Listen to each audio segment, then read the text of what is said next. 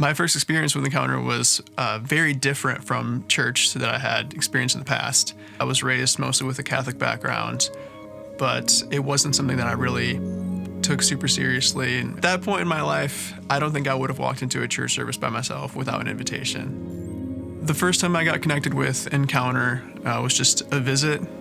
There were a couple of guys in the dorm that I lived in a year ahead of me who had gone and visited, and they enjoyed, their experience there. It is intimidating for me personally to walk into a church, without knowing anyone. And having somebody with me to maybe even be a step ahead of me as we're walking in that I trusted was really nice.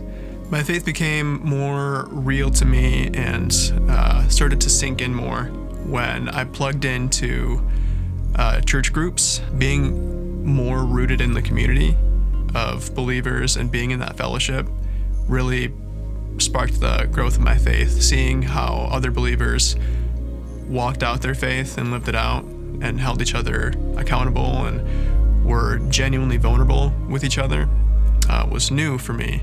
It was a really good group for me, and it was something that really deepened my connection with other people in the church.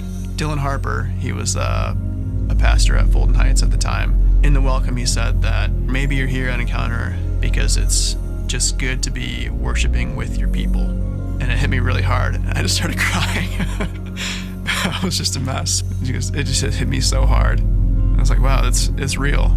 Like, I go to church, and that these people at church were my people, and I was one of their people.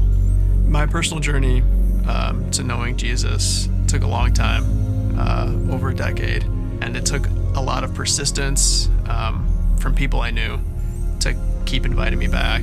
This relationship with Jesus is honestly the best thing about my life.